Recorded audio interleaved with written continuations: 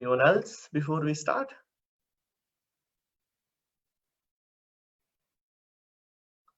All right, excellent. Okay, let's start our topic today. Magic or logic? Who want magic in their life? Does anyone want magic in their life or want to stay with your logic? Okay. Meditation is the magic in my life, sir. Excellent. This is really another life with me. So Beautiful, beautiful. Very good to hear. Yes. So that's what usually happens, meditation, the magic. Meditation brings the magic into our life. The logic, with logic, we can never have magic in our life. If you really want to have the magic in your life, then we must always drop logic in our life. And meditation is a way of dropping that logic by and by. It won't happen in one day, but by and by, we all have to drop this logic one day. But coming back, hi, Jyoti Buntu, yeah, yes, let's do it. The logic is what is logic? What exactly is the problem with the logic? Is there a problem with logic at all? And what is magic? Do we really need magic in our life? And do we really need to, experience this magic? Whatever magic. When I say magic, magic could be whatever that you want. Oh, by sitting here, what if I get something that I really want? By sitting here, what if I disappear here and appear in Himalayas? That's a magic, right? Yes. So that's a magic that maybe I wanted. And that is possible. And how is it possible? And what is logic and what problems that it is creating? This is a huge topic. I'll try to put and shape up as much as I can, but your questions will take really more deeper into the subject and get more out of what exactly you want. All right. As usual, I love stories. Cannot help. There is a teacher who is giving a real-time scenario to choose two of his students, two of his sons. There is a chimney, right, where the smoke comes out in a home or in a factory, wherever, forget about it. There is a chimney, right? So two guys, for some reason, have come out of the chimney. One came out dirty, one came out clean. So the teacher has a question now. So one came out dirty and one came out clean. Who will take the bath first? Is the question of the teacher. Who will take the bath first? The students were thinking and discussing and all the scenarios, and one student said, sir, what is there? The dirty guy, obviously, because he is dirty, he is going to take bath first. But the teacher said, think of it again. Then they again thought something else is there. He is asking this question so particularly. Let me think of this again. Then they all discussed and they said, sir, no, probably the guy who is clean will take the bath first, because he has seen the dirty guy on the other side and he thinks he is also dirty for some reason, and he goes and take bath. That's what the answer that students gave. Do you all know which one is true here? Can anyone answer who is true? The first boy who said who will take bath, the dirty guy takes bath, and the second group said the clean guy takes the bath first. By looking at the dirty guy, he thinks that I'm dirty as well, and then he goes and take bath. Can anyone tell which answer is right? The second one, the clean guy goes and take the bath. Okay, excellent. And anyone else? I think that dirty boy goes and cleans. Okay. The It clean one will depends. do that, sir. I think both are right based on their view of what is dirty. Yeah. Okay. And in this story, no one has asked the teacher, it's the same chimney. How can one come clean and how can one come dirty? Is it possible? If it is possible, how did it happen? So all of us, usually, including me, every one of us in our lives, we think like that. We tend more towards the situation. Okay, we take the situation, but we don't go to the roots of what exactly might have happened there, or what exactly is the situation there. How come one person is dirty and one other person is not dirty? So that, but the truth lies there, where if it really, what really has happened? Is it really possible? Is the teacher telling the truth? How can it happen? We try to do things or in life based on the situations that we perceive. So likewise in this story, all the students have perceived the story that the teacher has told them. The teacher said a story and they perceived whatever they have said, and based on whatever the teacher has said, without any contemplation, without any kind of inner urge to think, so we tend to go by the links that has been provided by the situation, by the teacher. In our life, we take a lot of decisions. We run life on these kind of logical thinking in terms of, okay, which one could have been right, which thing could have been right. But thing is, the first question, how can it happen? So if we go to the root, then we understand what maybe there could be 1,000 dimensions around why one is dirty, why one is clean.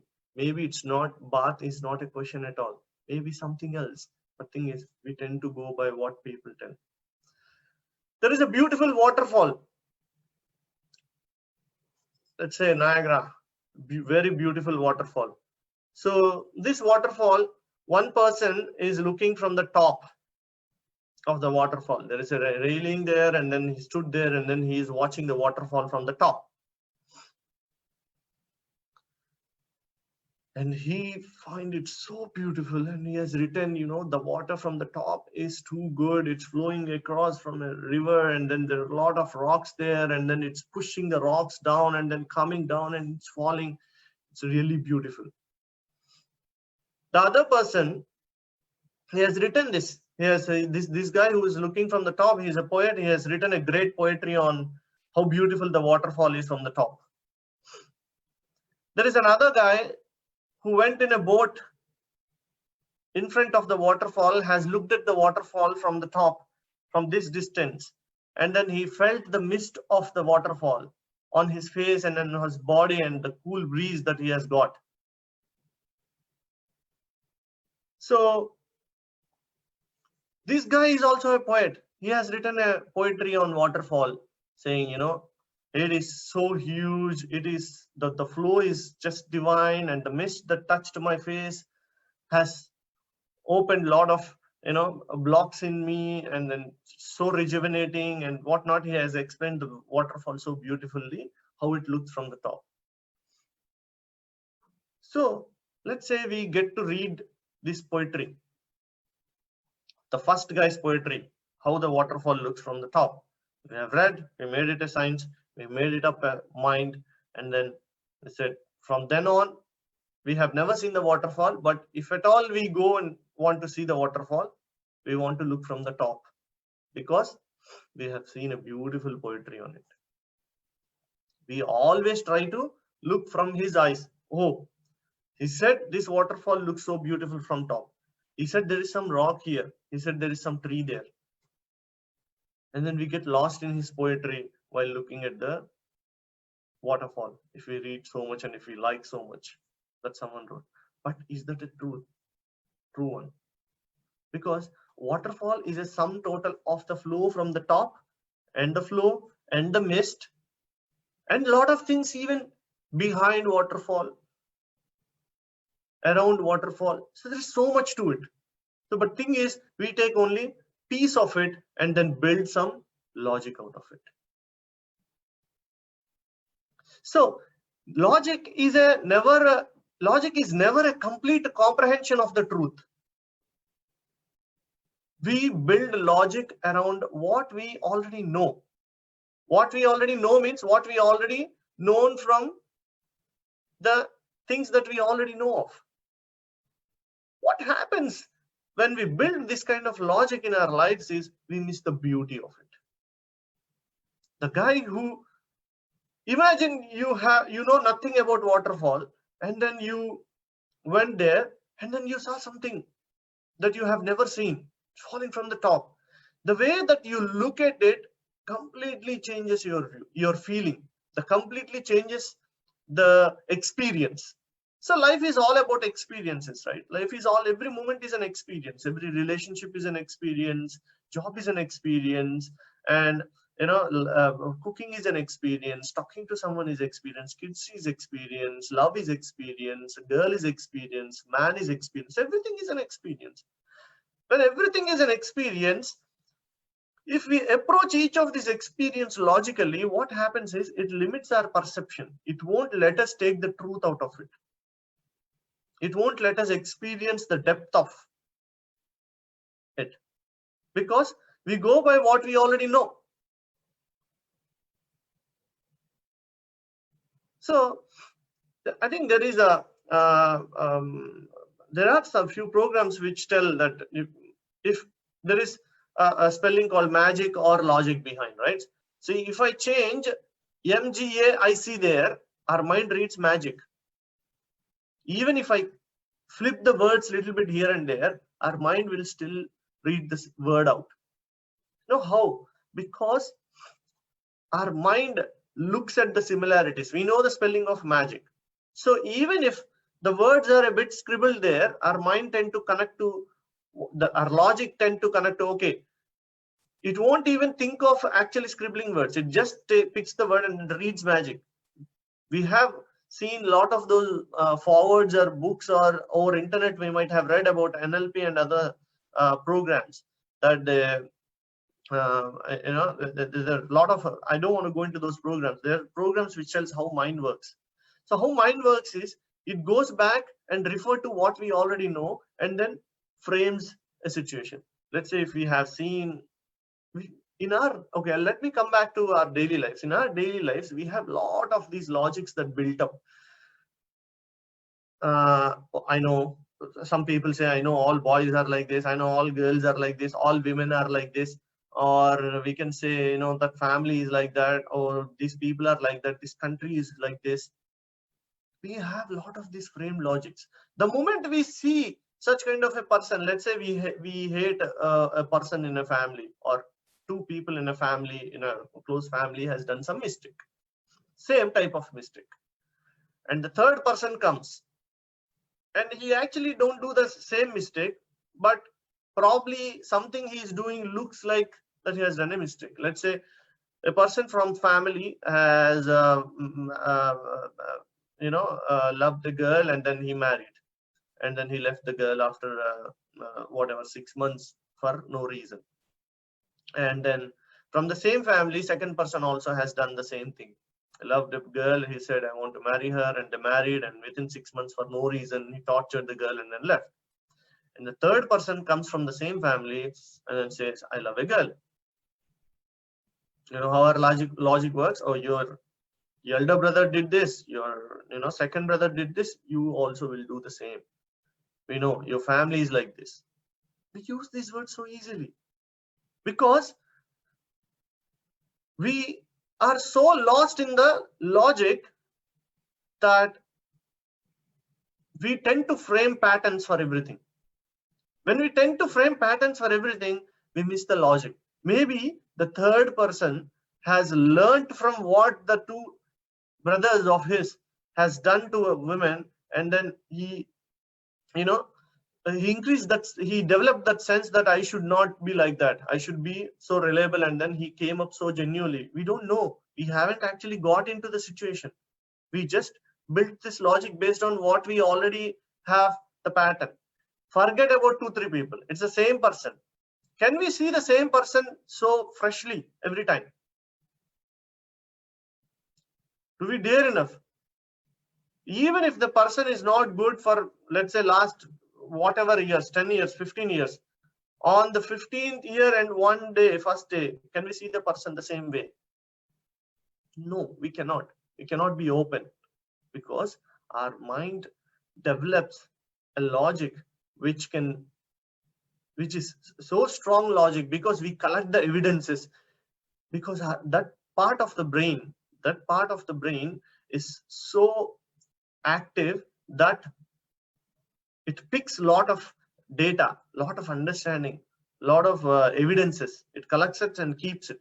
So we will have 100 and whatever millions of evidences to prove that something is wrong or something is right as well. So the more we collect these evidences and keep it there to prove something wrong and to prove something right, we are missing the whole truth there.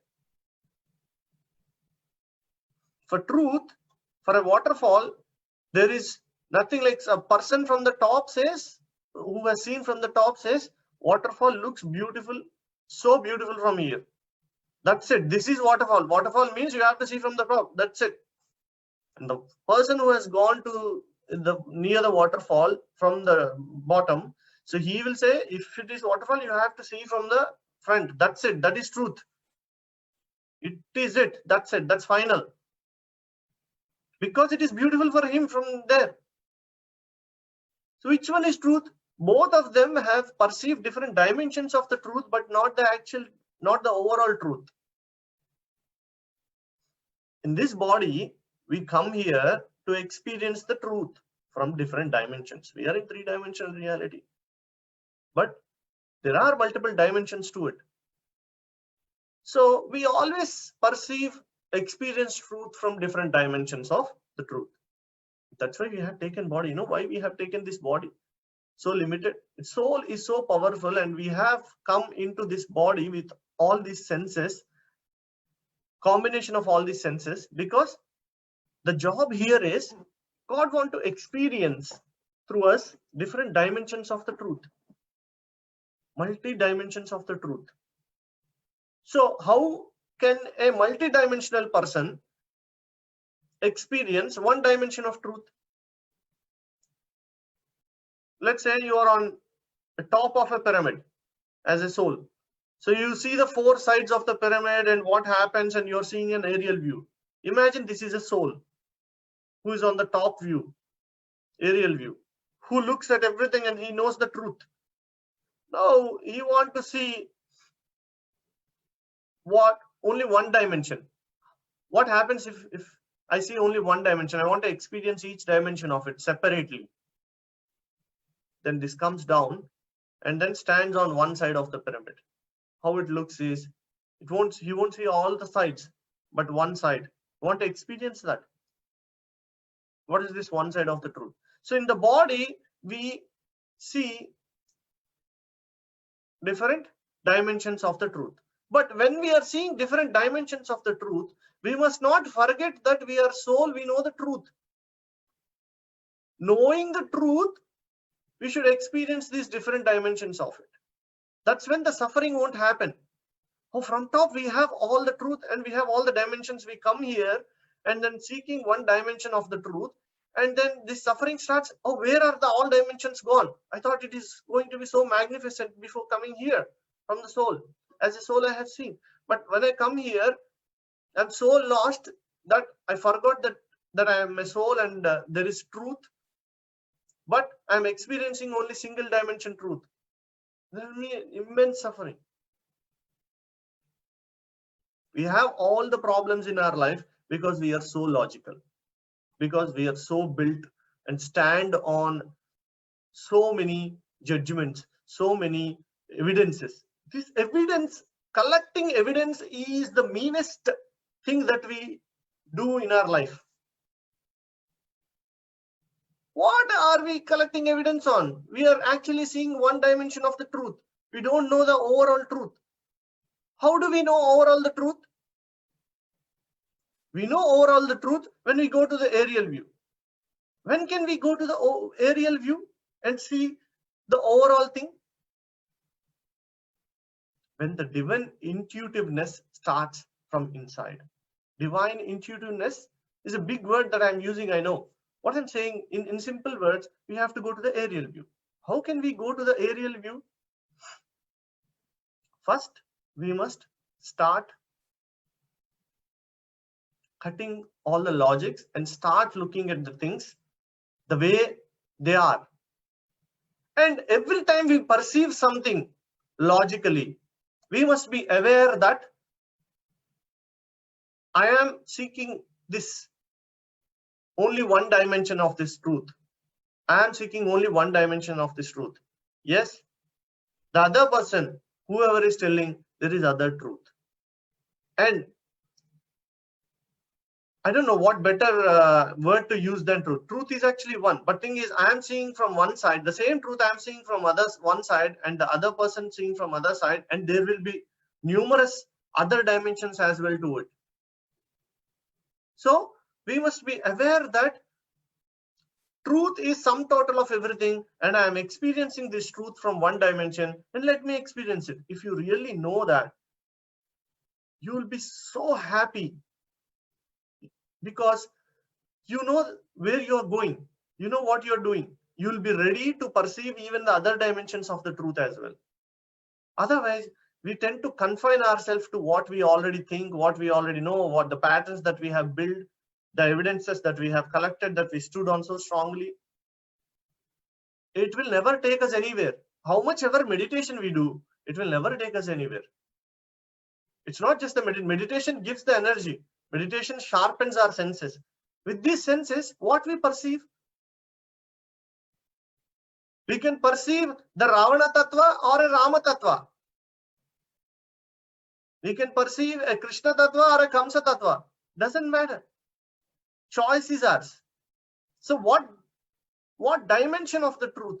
So we must always be aware whatever that we are perceiving is only one dimension of the truth. And there is a way to know the whole truth and live the dimension of the truth. There is a way to know the aerial view and also experience from one dimension. You know what that way is? That is where the whole magic happens. The way is to kill all logic and meditate upon the truth. Meditate if somewhere you identify a logic. Let's say you are judging someone. Let's say you are collecting an evidence. The moment you are collecting an evidence, we are gone in first place. Because what are we collecting judgment on by seeing one dimension of it? Okay. We draw a triangle of a pyramid by standing on one side of it. This is it. See, it looks like a triangle. This is pyramid. That's it. We are seeing from this side. Look, I'm seeing it. This is truth. That's it. So stop collecting evidences. And when you stop collecting the evidences, the magic starts kicking in. The logic stops and the magic starts kicking in. When I say evidences, when I say the words behind me, magic is scribbled, right? In MGIC or MGAIC. Don't read as magic because we have an evidence that we collected. Magic sounds as MAGIC. So that's why even if it is changed, it's like a person. Let's say, imagine there is a person. You have collected enough evidence. He has changed little bit. And that little bit is so much internally. Okay. And just like the word MGAIC, he also have changed, let's say. If we collect so many evidences, we read it as magic only, so confidently. It is okay to be aware. It sounds like magic, but it is not magic. It's not the same word. Likewise, even when we look at a person, when we perceive a situation, we may be aware of the logic, but thing is, we must always be aware that we are perceiving only one dimension of the truth, not all the dimensions of the truth. And for magic to happen, the meditation should occur. The more meditation we do, the more deeper we go in, the more logic gets killed. How the more logic gets killed? It's a natural happening. You know, we have left brain and right brain. They say, I don't want to go more. One part of the brain is logical brain. Other part of the brain is, you can say, heart, which perceives the truth, which is connected to our soul. Yeah. So in this, we should know the truth by one part of the brain, through one part of the brain, and the other part of the brain which is needed to perceive the truth from one dimension. We need that part of the brain as well, because we are here to perceive the dimension of the truth. In meditation, the problem that we have scientifically is, it is not a mistake that we have done. The part is that part which actually connects us to the truth, shows us or brings out this intuitiveness, right? That is dead. That is dead. When it is dead, can you convince anything? Can you convince that part of the brain that, you know, can you convince yourself? Because the logical brain is so active that it even convinces you to not to believe about that intuitive brain, intuitive part of the brain. The only way is to activate that is to cut the logic. How can we cut the logic? By sitting in meditation. When you are sitting in meditation, the thoughts goes down and the logic cools down and the heart awakens.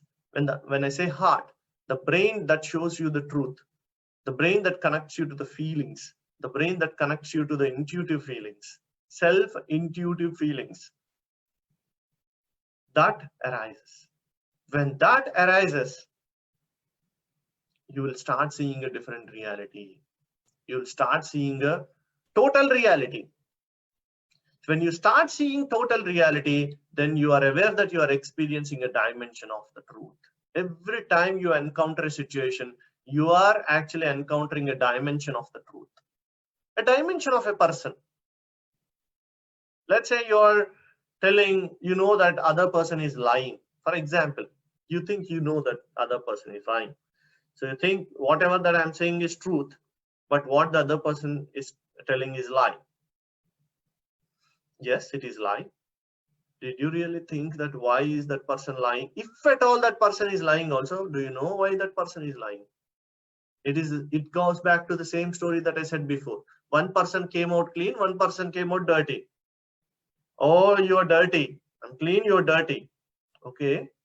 Do you know why the other person came out clean? Why the other person is dirty? Have you ever thought about it? Do you know all dimensions of the truth? We don't know. And no one can tell this. Even the other person cannot tell this. Only we can tell to ourselves. How? By awakening ourselves to the truth. By awakening ourselves to this intuitive belief. It is very easy. It is not tough. I'm not talking some philosophy. I don't like philosophy. You know what? Philosophy is also logic. Why do we have, when we know there is only one God, why do we have so many religions now? Why do we have so many philosophies now? With logic, no one ever have arrived to any conclusion till date, my dear friends. I challenge anyone in the world. I'm ready for any kind of debate. With logic, no one has come to any conclusion. When I say conclusion, a universal conclusion, which they can let everyone accept. No one. It keeps changing. Once one scientist said the earth was flat. Other scientist came and said it is round. When the first logic can be wrong in second time, why can't the second logic can be wrong as well? Do we really know? Do you really know? Or there are evidences. Yeah, first person collected some evidences. On top, second person collected some evidences. We don't know if a third person collect more evidences and come up with a new truth. We never know. Truth is beyond logic and beyond evidences, my dear friends. For decades, all the philosophers have debated on lot of things. And logic is so beautiful that it convinces us. That is the best part of it. The moment you get convinced, you're in the wrong path. Never get convinced. Because logic convinces us. Truth won't convince us because truth makes us realize there are different dimensions to it. I'm yet to see all the dimensions. Yes, I have seen 3 dimensions of it. Maybe there is 4th, 5th, 9th, 10th dimension. You're ready, fresh for the change, fresh for the situation. But logic, what happens is it convinces you so well. When one person says this is right, it convinces you. When other person says, how beautiful the logic is, when other person says the same thing is wrong, logically, you may actually agree to that because there is enough evidence, because there is enough logic behind it. What if that logic changes again tomorrow? That's not truth. We keep on changing, jumping from one logic to other logic to other logic to other. Life goes on like this, but we never stand. We have to kill the logic and we have to awaken the magic. And to awaken this magic, the only way is to meditate upon and kill the logic and become more and more aware of the logic. There are few tips that we need to follow is, see, judge not is a big word. I want to come a step behind. Everyone says, don't judge anyone. How can you not judge anyone? Impossible. But what is the root of judgment?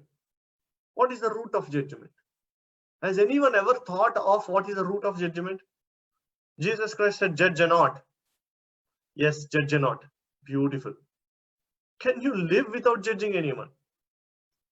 Right now, there could be people who are judging me who is talking as well.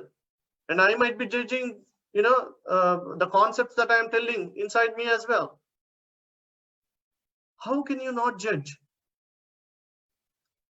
There is one tip. There is one outstanding thing. You know what we judge on? If you go to a court, the judge gives a judgment based on what? Based on what? A judge gives a judgment based on evidences that he has collected. If there is no evidence, no judgment can be passed, right? So today I want to give you this. Forget about judgment. Judgment will come automatically, or the judgment will go away automatically. When we stop collecting our evidences. Stop collecting evidences. You will never judge a person. You will never judge a situation. The more judgments you want to, the more evidences that you want to collect, that's it. Life will move on and go on and on unto judgments. You can never, actually, the approach towards non-judgment is not totally right. You cannot just like that not judge anyone. You have to stop collecting evidences. The moment you stop collecting evidences, you will not judge. You may read an evidence and then say, oh, this is probably a one dimension of truth. Is this dimension required for me to experience or not? Or not required? Throw the evidence away. If you want to experience that, go evidence that dimension of the truth. That's all. So I jumped on to judgment. So coming back, so to kill the logic and to awaken the magic, we have to meditate upon, we have to kill the logic, we have to meditate upon, and then we have to stop collecting the evidences. The more it is awakened, the more we become the God. Who's the God? God is none other than who knows the truth, who experiences the truth. So who experiences the truth is God as well. So to experience the truth, the only way is to stop the logic. God is not logical. That is why till date, scientifically, God has not been proven. because he is not, these logicians cannot catch him. That's so simple. They cannot catch him because he is illogical. But what we are doing, oh, Hari is telling something, he must be right. And tomorrow, some other Subbarao will tell something, and he must be right tomorrow. And day after, someone else will tell something, and that should be right. Because all we need is some logic. A plus B whole square is equal to something. Logic. If we have logic, we do everything. I'm so bold to say this, that a lot of us are actually slaves of this logic. And we live and so secured. We built a wall of logic around us and we live in it. It doesn't work. How can the forgiveness come out? When we don't have logic, we can forgive. How can love will come out? When we don't have logic, love comes out. How can we, get out of anger when we don't have logic? How can we get out of frustration, stress, strain, any problem you take? All are based on our logics only. Something happens at our work, feel stressed. You know why? Too logical. Collected enough evidences against something. It's not, when I say evidence, it's not just about against a person. Could be either to love a person or to hate a person, or whether to accept a situation or reject a situation. You don't need evidences. You need heart to feel. Heart to, when you love a person, that's it, you love a person. There is no reason for it. When you love a situation, you love a situation. That's it, final. All these logics will interfere and then, spoil the experience. So to summarize, before taking questions, what I say is, truth is multidimensional. Truth is magnanimous. Truth is outstanding. And to perceive the truth, we have to develop this intuitive ability deep within us. And I say intuitive ability. It makes you feel every situation from aerial view. I'm trying not to use many fancy words, because you can read a lot of fancy words in a lot of books. But thing is, I'm trying to bring you all to reality, which you can put it to practice. So the more you meditate, the more you notice yourself that you are not collecting any evidences, more illogical you become. You will come out of religions. You will come out of your thought boundaries. You will come out of your fears. You will come out of your all the sanskaras. You come out of everything, because everything is illogical. When everything becomes illogical, you can do magic. Oh, I have cancer. Louis L. I have the magic. I don't have the logic. Logically, Louis L. If you have heard this lady who was in final stages of cancer, who has cured her cancer magically. When did the magic happen? When the logic got lost. How can a king like Buddha become a saint? No logic can prove that, because the truth is illogical, he has become Buddha. Joe Dispenza. These are all the recent books that I am quoting. Joe Dispenza. He was so illogical. That's why he has become he has cured whatever the illness that he had. Read You Are a Placebo. You will know what he has done in his life. Because he was illogical. Yes, in my life, I was and I am illogical most of the time. Sometimes, yes, I am getting, I get pulled into the logic, but I keep working on. I'm on the way. But I can confidently say from my personal experience, yes, I am illogical. I don't go by logic most of the times. That's why what happens when we become, because it is important, because I'm telling this much. What am I? When I become illogical, there is a sometimes there is a problem to the world as well. I flip so fast. I flip so fast means, let's say I get anger because of some pattern. I get anger so fast. It comes down so fast as well. I say something so fast, it comes down so fast. Means within fraction of seconds, I am ready to say sorry as well. Whenever this logic kicks into me, the flip happens so fast. Logic comes, kicks in, and the truth comes and hits it and then comes down. So the wave is so fast. For a logical person or for a logical situation, it is very tough to understand this situation, this state. Because logically, how is it possible? In 1 second, how can you become like that? Right? Just a few minutes back, you said this, you said that. How can you become like this? No, can't become like that. Truth can kick in seconds. That's the power of meditation. I can confidently say from my personal experience, from my 20 years of experience and from my 20 years of meditation, and for almost more than a year, I have done extensive meditation and spoke to people. My energy, I can confidently say, magic can happen in fraction of seconds. It can flip you from one person to the other person totally. Just like imagine you're stuck in a dimension, single dimension. When the awareness kicks in, it immediately pulls you up to the aerial view. And hey, this is the truth. Oh, this is the truth, and puts you back in. And that's what meditation does to you. The magic arises. Just like those Dispenser did a magic. Sai Baba has done a magic. Paramahamsa Yogananda has done a magic. Babaji has done a magic. Yukteswar Giri has done a magic. Master CVV has done the magic. Buddha has done the magic. Jesus has done the magic. Krishna has done the magic. Why are these people so magical? Because they don't have logic.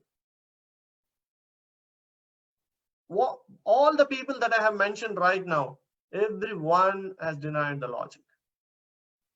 You will not arrive anywhere. Logic is go around, beat around the bushes, go around, round and round and round and round, circled. But you will never arrive anywhere with the logic. It may change tomorrow because we don't know the truth. So, 3 points. 1, meditation. More and more meditation. 2, stop collecting evidences. Useless. Pretty useless. Only jobless people collect evidences. 3, very important. Love. When you love something, when you feel something, when I say love for anger, love for a person, love for a situation, love for a jealousy, whatever. I'm not talking about emotions. Love is not an emotion. Love is a feeling, a tendency that pulls you towards what you need to do in your life. So if you tend towards something from here, trust beyond reasons. When I love a person, whatever that person does, it may kick in anger, it may kick in something, it may kick in anything else, but love stays there, unmoved, unchanged. So it's the same with the situation.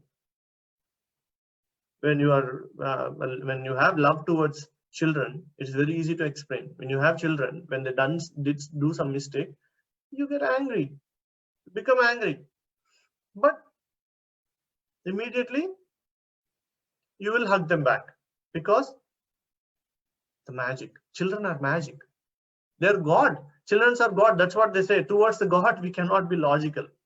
So likewise, towards children, we won't be logical. We won't collect any evidences. Oh, you have done this. Let me collect this evidence and keep it. And tomorrow, based on this evidence, you will do the wrong again. No, we'll try to correct it. We'll try to do forward looking. Why can't we behave the same way that we behave with kids to everyone, with our kids to everyone? Everyone can change. Everyone can transform themselves. With the help of even the change here may reflect there. So I think and hope I have connected the subject. So get down the logic and magic. One last point, very quick point. I think I said a lot of negative about logic. Let me tell one positive about logic. I'm never saying you should. I said magical brain is dead, logical brain is active. I am not saying kill logical brain now and activate only magical brain, then we'll be dead, because we'll become only soul and not in the body. Why is logic required? Logic is required. Let's say you know everything about waterfall, okay, and then you want to dive from the top to the down or something else. Maybe in the waterfall you want to dive, there is some adventure that can river water rafting or something, you're doing a waterfall rafting. When you need to do the rafting, you need to have logic as well to accomplish that, to experience that single dimension of it. So logic is required to experience one dimension of the truth, but not the overall truth. We need to live in truth and experience logic. So be the magic, experience the logic. Be the magic, experience the logic. If you don't have the magic, you can just get lost in the logic and you will never experience, you will never live in the truth. So to live in the truth, to live in the magic, don't collect evidences, meditate more. All right, I think I have summarized and I have touched a lot of points today in this topic. So questions to the floor or comments and questions to the floor.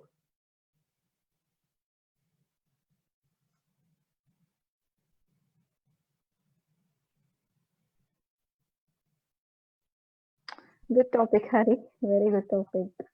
Truth is always multidimensional. True. To experience that, yes, I always used. When I went to India trip last December, I felt the same. Like when I visited Dwaraka and all good places, pilgrim places.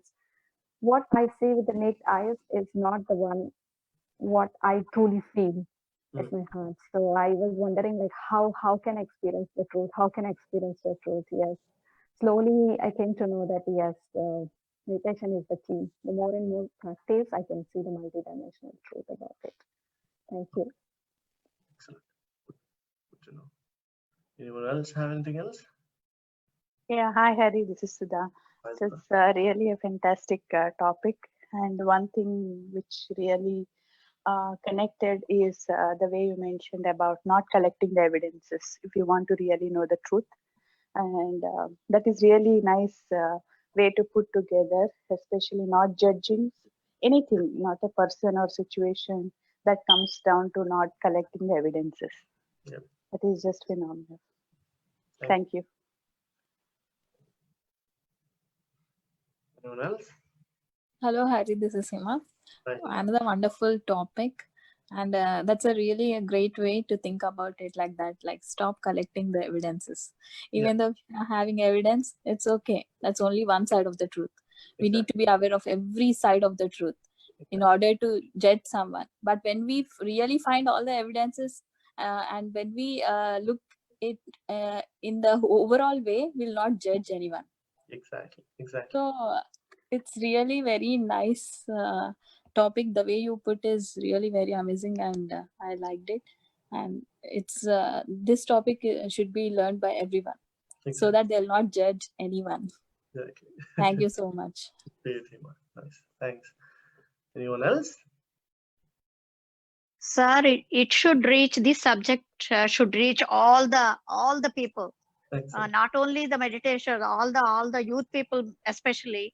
I wish they could absorb all this material, and it is an excellent topic. You did a very good job, sir. Thank you. Thank you so much. Thank you, sir. Thank you so much, man. Glad you all have enjoyed. Anyone else? Great. So I think I made it by the comments. Thank you so much that you have grasped something. So from my 20 years of experience, it is a journey. It is a continuous journey. And this journey is life. Journey itself is life. It's not that, I am enlightened and that's it. We hear a lot about, let's say, take a few of the living masters who were there. Jesus Christ, he was enlightened long back, but he didn't die.